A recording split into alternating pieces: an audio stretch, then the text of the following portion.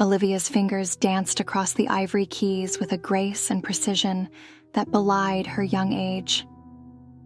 From the moment she first laid hands on a piano at the tender age of 5, she knew that music was her true calling.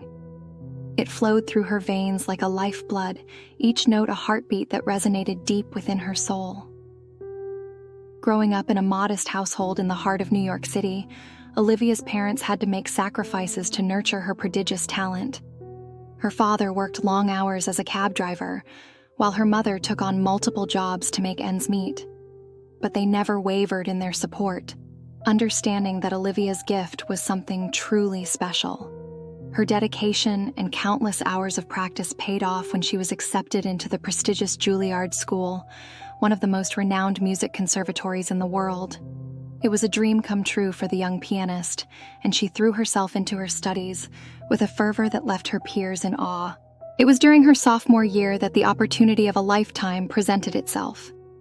Olivia was browsing the school's job board, her eyes scanning the various listings for part-time work, when a particular ad caught her attention. The Blackwood family, one of the wealthiest and most influential families in the city, was seeking a private tutor for their troubled daughter, Isabel. The pay was astronomical, far more than Olivia could have ever hoped to earn from her meager on-campus jobs. She could almost taste the financial freedom it would afford her, the ability to focus solely on her studies without the constant worry of making ends meet. Without a second thought, Olivia applied for the position, her heart racing with excitement. A week later, she found herself being ushered into the opulent Blackwood Manor, her eyes wide with wonder at the grandeur that surrounded her. The Blackwoods were a family shrouded in mystery, their wealth and influence dating back generations.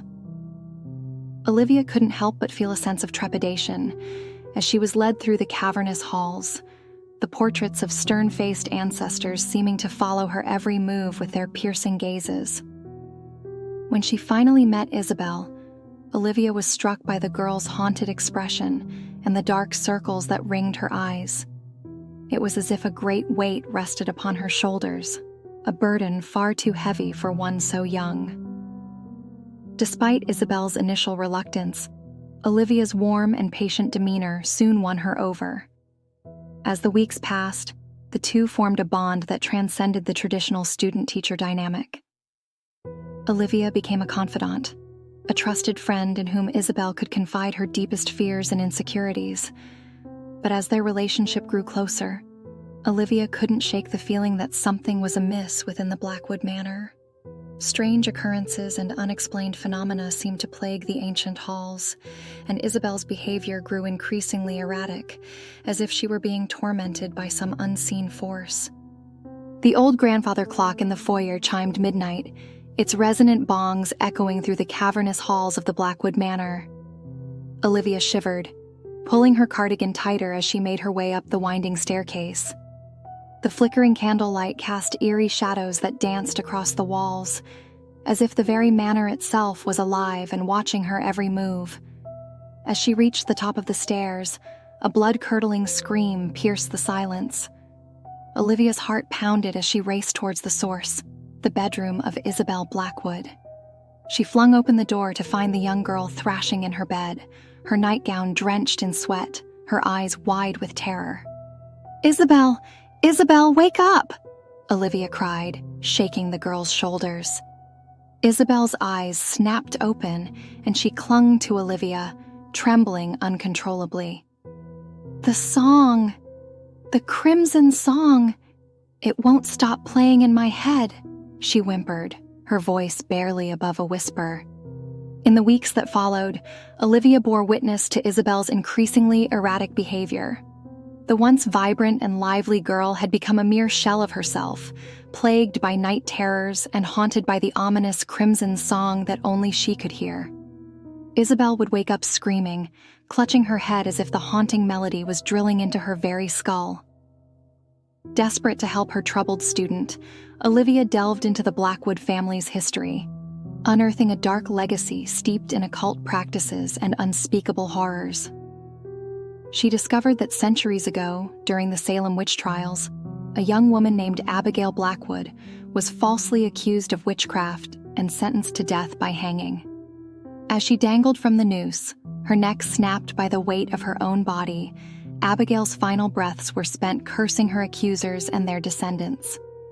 With her dying words, she vowed that every firstborn daughter of the Blackwood lineage would suffer a fate worse than death, to be tormented by a haunting lullaby that would slowly drive them into madness, just as the false accusations had driven her to the brink of insanity.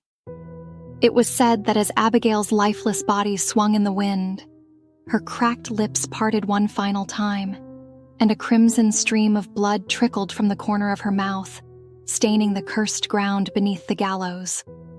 From that day forth, the Crimson Song was born, a malevolent melody that would plague the Blackwood daughters for generations to come. As the nights grew longer and Isabel's condition deteriorated, Olivia found herself drawn deeper into the twisted web of the Blackwood curse. She pored over ancient tomes and deciphered cryptic texts, all in a desperate attempt to break the cycle and save Isabel's sanity. The more she learned, the more horrified she became. Accounts of previous Blackwood daughters driven to madness, some even taking their own lives to escape the torment of the Crimson Song. Olivia read of rituals and incantations, dark magic and blood sacrifices, all in the name of lifting the curse that had plagued the family for centuries. As Olivia knelt in the flickering candlelight, the ancient ritual texts spread out before her. She felt a sense of dread unlike anything she had ever experienced. The words on the pages seemed to mock her, each incantation and dark rite more horrific than the last. She thought back to the first time she had met Isabel, the haunted look in the young girl's eyes. Olivia had vowed to do whatever it took to save her student, to free her from the torment of the Crimson Song that plagued her every waking moment. But as the nights grew longer and Isabel's condition worsened, Olivia began to lose hope. The Blackwood curse was like a malignant growth, its roots buried deep within the family's lineage, spreading its poison through generations of suffering. Olivia had read accounts of previous attempts to break the curse, all ending in tragedy and despair. But then, in the depths of an ancient grimoire, she found a ritual that promised salvation, a way to sever the cursed bloodline once and for all, to spare Isabel and any future Blackwood daughters from the fate of madness. The price, however, was steep, a life for a life. As Olivia read the words etched in blood-red ink, she felt her heart grow heavy. The ritual called for the ultimate sacrifice, a willing soul to take the place of the cursed, to become the vessel for the malevolent force that tormented the Blackwood line. In that moment, Olivia knew what she had to do. She thought of her own family, her parents who had sacrificed so much to nurture her musical talents.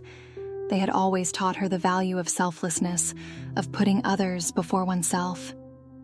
And as she looked into Isabel's haunted eyes, she saw a kindred spirit, a young woman whose potential was being slowly drained by the weight of a curse she did not deserve. Olivia's mind was made up. She would be the one to bear the burden, to become the vessel for the Crimson Song, if it meant freeing Isabel from her torment. It was a sacrifice she was willing to make, no matter the cost. With trembling hands, she gathered the necessary ingredients, the blessed silver dagger, a vial of her own blood, and a lock of Isabel's raven hair. As the crimson moon rose high in the night sky, she began the ritual, her voice steady despite the fear that gripped her heart. And in that final, desperate act, as she plunged the dagger deep into her own chest, Olivia felt a sense of peace wash over her. Her lifeblood spilled forth, mingling with the cursed soil beneath her feet. And in those fleeting moments, she saw Isabel's face. Her eyes clear, her expression serene, finally free from the torment of the Crimson Song. But in that moment, as the last flicker of life left Olivia's eyes, she realized the true horror of what she had done. For in her quest to save Isabel, she had unwittingly unleashed a far greater evil, a malevolent force that had been lying dormant, waiting for the perfect vessel to inhabit. As Olivia's soul was violently wrenched from her body, she felt an agonizing pain unlike anything she could have ever imagined. It was as if every fiber of her being was being shredded, torn asunder by unseen claws that raked across her very essence. She screamed, but no sound escaped her lips, for she no longer possessed a physical form. All that remained was her tormented consciousness, trapped in a realm of eternal suffering. Olivia's once pure and noble spirit was being twisted and corrupted, reshaped into something dark and unholy. She could feel the malevolent force of the Blackwood curse seeping into her very core, tainting her with its ancient malice. As she looked upon Isabel's peaceful form, finally free from the torment of the Crimson Song, Olivia realized the true horror of her sacrifice. The girl was no longer the one in need of saving. It was Olivia herself who had become the embodiment of the curse, a twisted, vengeful spirit bound to torment the Blackwood lineage for eternity. Her once noble intentions, her selfless desire to save Isabel, had been perverted by the very forces she sought to destroy.